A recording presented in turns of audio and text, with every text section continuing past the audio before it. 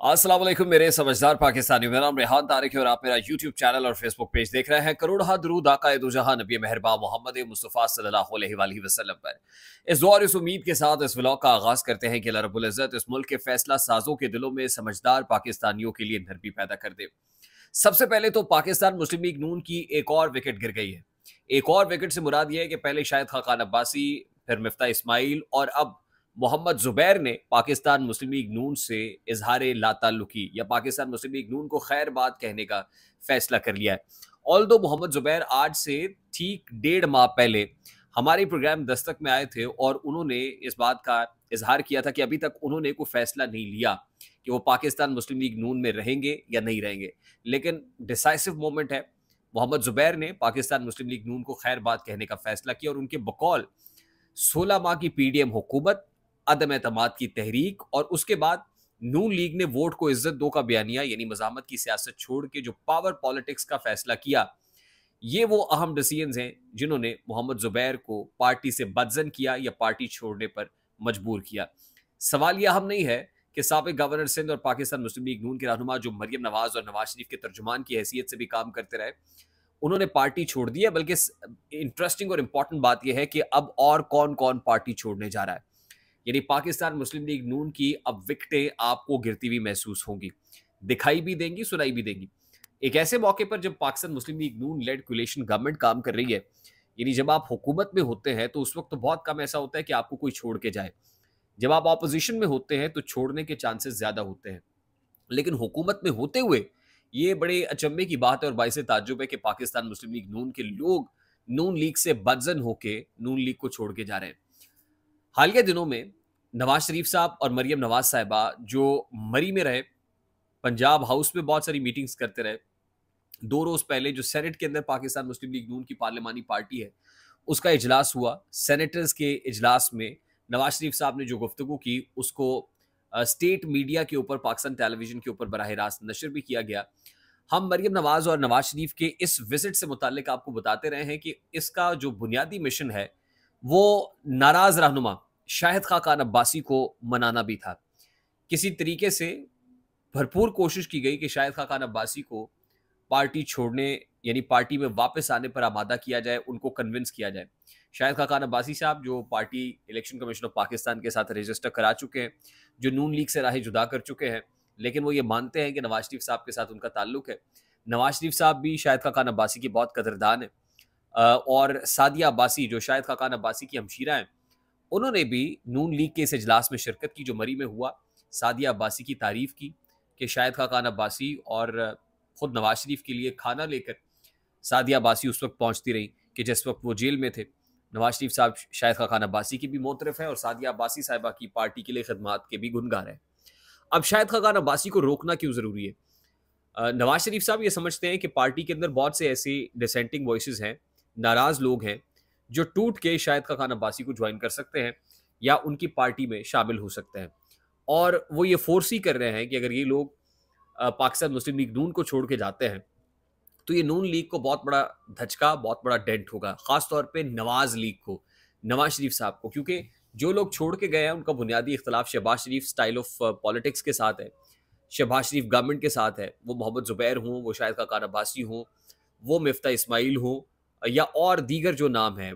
For example साबिक senator हैं, senator Javed Abbasi साहब, वो भी नून लीग के खिलाफ तबले जंग बजाए हुए हैं, अपनी ही पार्टी के अगेंस्ट पब्लिकली कुछ बातें कर रहे हैं।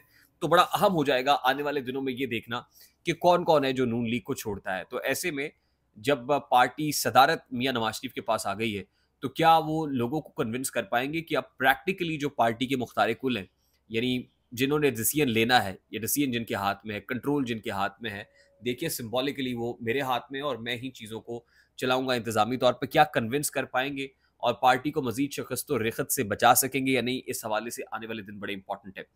मंजूर वसान साहब जो पाकिस्तान पीपल्स पार्टी के सीनियर रहनुमा हैं, वो अपनी पेशगोइयों के हवाले से बहुत मशहूर हैं। मंजूर वसान साहब ने एक और प्रोडिक्शन की है और उनके नज़दीक जो आइंदा 3 महीने हैं वो बड़े इंपॉर्टेंट हैं, बड़े डिसाइसिव होंगे।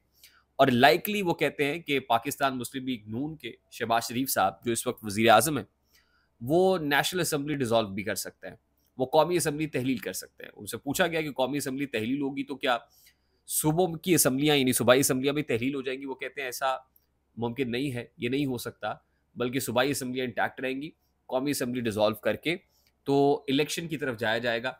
और ये ऐसी राह है जो पाकिस्तान तहरीक इंसाफ को भी काबिल कबूल हो सकती है। देखिए, ये सियासत का मैदान है और इस मैदान कारज़ार में कुछ भी इम्पॉसिबल नहीं है। जो सिचुएशन इस वक्त बनी हुई है, जो opposition parties which are very much geared up against the government now, और वो सड़कों पे आने की बात कर रहे हैं, उनका कहना ये है कि ये मैंडेट चोर हुकूमत है, ये इनकी लेजिटिमेसी नहीं है। तो ऐसे में लाइकली कोई ना कोई हल तो तलाश करना है। क्या ये हल हो सकता है कि ऑपोजिशन को इस बात पर आमादा किया जाए कि अगले 3 माह के अंदर हम इंतखाबात की तरफ जाएंगे, कौमी असम्बली के हल्के के लिए इंतखाबात होंगे और उन इंतखाबात के नतीजे में एक नया सेटअप आएगा या नई हुकूमत आएगी। फिर नवाज शरीफ साहब से मुताल्लिक वो ये प्रिडिक्शन देते हैं कि नवाज शरीफ इस सेटअप के अंदर तो वज़ीर आज़म कतई तौर पे नहीं बन सकते। ताहम अगले 3 महीने में क्या होता है ये कहना कुछ भी कबल अज़ वक्त होगा। अब शहबाज शरीफ साहब अपनी हुकूमत को कैसे लेजिटिमेसी दे पाते हैं, बचा पाते हैं, मुल्क की इकॉनमी को स्टेबल कर पाते हैं, मामलात बेहतर कर पाते हैं, या फिर असम्बली रेजोल्यूशन की तरफ जाते हैं, ये फैसला इस्टेब्लिशमेंट का फैसला होगा। और प्लान बी के तौर पे इस्टेब्लिशमेंट ऐसा डिसीजन भी ले सकती है। अब इस वक्त जो सूरत हाल इस्टेब्लिशमेंट की यहाँ दिखाई दे रही है, इस्टेब्लिशमेंट तो हर तरीके से उस प्रोपेगेंडा मुहिम को बंद करना चाहती है या डिसेंटिंग वॉइसेस को खामोश करना चाहती हैं जो इस्टेब्लिशमेंट के ऊपर तनकीद कर रहे हैं। और उसके लिए एक फायर वॉल के खासे चर्चे हैं कि एक फायर वॉल इंस्टॉल की जा रही है। अब हमारे सामने जो फायर वॉल वाला मॉडल है वो मिडल ईस्ट के अंदर दुबई का मॉडल है या फिर चाइना का मॉडल है। तो चीन की फायर वॉल को सबसे स्ट्रॉन्ग फायर वॉल समझा जाता है, लेकिन ये भी देखने की जरूरत है कि चीन इतनी स्ट्रॉन्गेस्ट फायर वॉल के बावजूद कुछ वीपीएन ऐसे हैं जिनको वो कंट्रोल नहीं कर पा रहा है और वीपीएन के जरिए से लोग एक्सेस कर लेते हैं। अब क्या फायरवॉल का मतलब ये है कि इमरान खान की हमायत याफ्ता कंटेंट जो है वो पोस्ट नहीं होने दिया जाएगा और क्या सिर्फ इस्टेब्लिशमेंट फेवर्ड कंटेंट पोस्ट होने दिया जाएगा? तो आपकी इत्तला के लिए जो हमारी टेक्नोलॉजी एक्सपर्ट्स के साथ भी बात हुई है, इत्तला के लिए अर्ज है कि कंटेंट को कंट्रोल करना वो किसी भी फायरवॉल की किसी भी हुकूमत के बस की बात नहीं है, क्योंकि ट्विटर या एक्स जो है that is already being monitored and controlled by the x management. वो एक्स की इंतजामिया इलॉन मस्क की इंतजामिया संभालती है, फेसबुक जो है मार्क जकरबर्ग की इंतजामिया संभालती है, इंस्टाग्राम भी उनके पास है। तो ये तो फिल्टर करना कि कंटेंट कौन सा जाना चाहिए और कौन सा नहीं जाना चाहिए ये मुमकिन नहीं है। हाँ, ये मुमकिन है कि आप उस ऐप के इस्तेमाल को मुल्क के अंदर रोकते, जैसे एक्स को रोका हुआ है। अब एक बहुत बड़ी दिक्कत ये है कि एक्स को रोके जाने के बावजूद लोग वीपीएन एक्सेस कर लेते हैं।